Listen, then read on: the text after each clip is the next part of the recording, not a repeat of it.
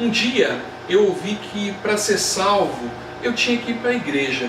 Mas como será isso na verdade? A Bíblia diz que eu sou, eu tenho o que a Bíblia diz que eu tenho, eu faço o que a Bíblia diz que eu posso fazer. Olá galera, graça e paz, tudo bom? Meu nome é Alan Matos e aqui é o canal Na Verdade. Eu queria, antes de tudo, te agradecer pelas suas visualizações e os seus comentários. Isso nos incentiva a continuar, a prosseguir, a levar essa palavra de Deus para cada um de vocês. Eu quero convidar... Ela está pulando para pegar o cabide. E não esqueça de curtir esse vídeo. Então, curte esse vídeo, se inscreva no canal, ative as notificações e compartilha com todo mundo. Bom, eu quero contar hoje um pouco do meu testemunho para edificar você aí em casa. Eu sou de uma família católica.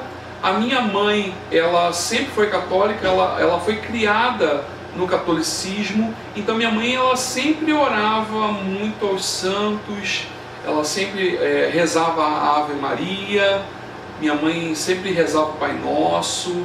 Ela sempre fazia simpatia, ela ouvia muita Rádio Globo, aí botava uma garrafa d'água de frente pro rádio para pegar aquela oração, aí o padre mandava botar aquela garrafa d'água.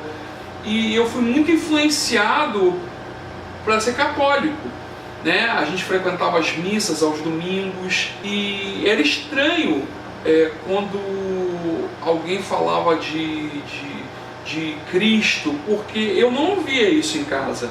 Eu ouvi em casa sobre santo, sobre a Maria e sobre anjos, mas Cristo era uma pessoa que eu não conheci quando criança. Você deve estar se identificando com isso. Eu não nasci dentro de uma igreja evangélica. Eu não tive muito contato com a igreja evangélica na minha infância. Na verdade, uma pessoa que era minha vizinha da frente, a Regina, ela me levou uma vez na igreja dela. Ela sempre me convidava, mas uma vez eu fui. Chegando lá, eu achei um pouco estranho, porque a igreja católica, você entra nela e já tem um monte de santo, já tem um monte de imagem, quadro, vitral. E quando eu cheguei na igreja dela, era uma igreja perto da igreja católica vazia, né? Só com as cadeiras, tinha um altar e as cadeiras do altar, os instrumentos. E eu achei um pouco estranho, porque não era algo do meu dia a dia. Mas eu gostei do culto e eu fiquei impactado com os jovens tocando bateria, guitarra, cantando, o coral dos jovens, a dança. E aquilo me encantou muito e eu senti o desejo do meu coração de entrar para aquela igreja. Só que naquele mesmo momento que o pastor fez o apelo, na minha mente veio assim: pô, sua mãe é católica, ela não vai gostar que você tome essa decisão sem consultá-la. Chegando em casa, falei com minha mãe: mãe, eu vou entrar para a igreja da tia Regina. E minha mãe falou assim: vai meu filho, tudo bem, não tem problema nenhum. Só que tem um porém. Você pode até entrar para a igreja da tua tia Regina, mas você não vai poder mais pular carnaval. E olha, meu irmão, naquela época carnaval era o que eu pensava o ano inteiro. Eu me planejava para que chegasse fevereiro ou março e eu pulasse carnaval. E quando minha mãe me falou isso, naquele mesmo tempo, a minha mente falou assim: pô, você vai abandonar tudo isso? E eu desisti. Eu tinha em torno de 8 anos de idade. Muita gente passa por isso, pensa da mesma forma. E eu, falando desse testemunho agora, nesse momento, eu não planejei isso por esse vídeo, eu lembrei da história que veio um jovem rico falar com Jesus e perguntar a Jesus o que ele faria para ir para o céu. E Jesus fala para ele obedecer os mandamentos. E esse jovem fala: não, mas isso eu já observo desde a minha mocidade. E Jesus: ótimo, então faz o seguinte, pega todos os seus bens e reparte entre os pobres. Depois disso, vem e me segue. Aquele jovem, naquele mesmo momento, ficou com o coração pesado, ficou triste e desistiu de servir Jesus, porque ele tinha muitos bens. Eu tinha muitas coisas que eram valorosas para mim. Eu tinha muitas coisas que eu não queria abrir mão. E logo eu não quis seguir Jesus. Se passaram anos, eu raramente visitava uma igreja evangélica.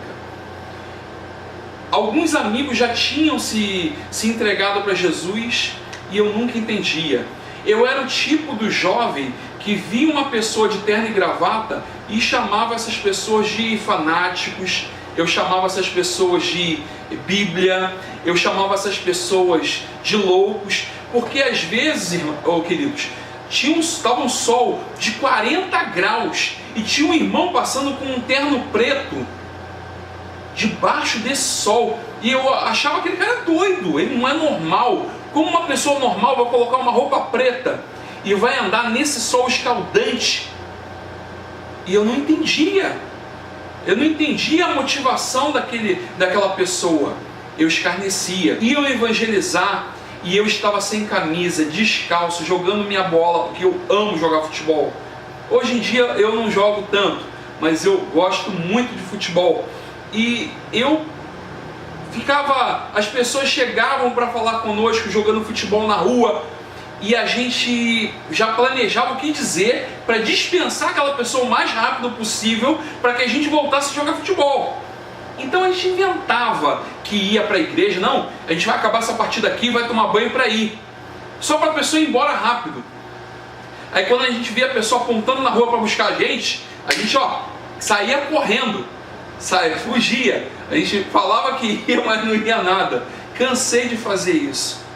E um belo dia brotou o desejo no meu coração de ir para uma igreja. É uma igreja cristã, uma igreja evangélica, como muitos chamam. E foi a Nova Vida, na época que eu fui visitar, fui conhecer Nova Vida em Alcântara, São Gonçalo, Rio de Janeiro. Lá eu fiquei impactado. A igreja era muito linda, a igreja era muito grande, mas não era a estrutura da igreja que me deixou encantado. Eu visitei a igreja algumas vezes e um dia foi irresistível o chamado de Deus. Deus praticamente veio no meu ouvido e falou: eu quero você. E eu não resisti. Eu levantei a minha mão e entreguei minha vida para o Senhor. Mas antes de aceitar Jesus, eu achava que crente era uma pessoa triste, era uma pessoa fanática, sem perspectiva de vida, sem alegria, sem vontade própria. Eu achava que todo crente era bitolado, era uma pessoa sem cultura, era uma pessoa leiga. Mas eu estava enganado. Eu achava que o cristão ele estava escravizado por uma religião. Eu achava que o cristão ele estava preso, algemado a um dogma, a uma doutrina feita por homens. E eu estava enganado. Eu achava que cristão tinha que abandonar tudo de bom que a vida tinha para proporcionar e viver uma vida totalmente apática, uma vida sem alegria, uma vida sem felicidade. Quando na verdade tudo que Deus pede para o ser humano é que ele deixe de fazer coisas que vão afetar ele de forma moral, física ou espiritual. São coisas que de alguma forma vão prejudicar o ser humano. Deus nos dá tudo que tem de bom, tudo que é excelente, tudo que é saudável. Deus nos permite usufruir, mas tudo que é nocivo, tudo que é prejudicial, Ele coloca como mandamento, não para nos privar de coisas boas, mas para nos proteger das coisas que vão nos prejudicar de alguma forma. Bom, eu quero compartilhar com você a palavra de Deus que está em Romanos 10, no versículo 8. Diz assim, Mas o que ela diz, a palavra está bem próxima de ti, na tua boca e no teu coração. Ou seja, a palavra de fé que estamos pregando. Se com tua boca confessares que Jesus Cristo é o Senhor e creres em seu coração que Deus o ressuscitou dentre os mortos, serás salvo. Porque com o coração se crê para a justiça, e com a boca se faz a confissão para a salvação.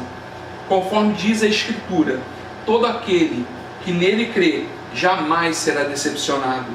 Portanto, não há distinção entre os judeus e gentios, pois o mesmo Senhor é o Senhor de todos e abençoa ricamente todos os que o invocam. Porque todo aquele que invocar o nome do Senhor será salvo. E isso é muito lindo. Eu não entendia o porquê que nós precisávamos falar, declarar que Jesus é o nosso Salvador. Mas a palavra, a Bíblia, ela nos mostra que a gente precisa confessar com a nossa boca. A gente precisa declarar. E a palavra também garante que aquele que confia no Senhor jamais será decepcionado. E eu nunca entendi o fato das pessoas serem obrigadas a ir à igreja. Eu não entendia porque não era uma realidade minha. Mas hoje eu entendo que não é uma obrigação. Nós vamos à igreja porque nós amamos Jesus. Nós vamos à igreja porque Jesus, ele não foi para a igreja, Jesus ele foi para a cruz e ele morreu por você e por mim. Jesus, ele não foi sentar num banco confortável de uma igreja. Jesus, ele foi pregado numa cruz para pagar pelo seu pecado e pelo meu pecado. O sacrifício que levou à morte de Jesus nos deu a vida eterna. Então, por isso, eu te convido a declarar que Jesus Cristo, ele é o Senhor da sua vida e ele é o único Salvador da sua vida. Cada santo, Maria, Paulo, Pedro, foram pessoas especiais, foram pessoas que serviram a Jesus, foram pessoas que serviram a Deus, mas eles foram pessoas. Jesus, ele foi o único que morreu por você e por mim e ressuscitou para ir para o céu, apresentar o sacrifício, onde nos trouxe a salvação, a vida eterna. E por que nos reunir como igreja?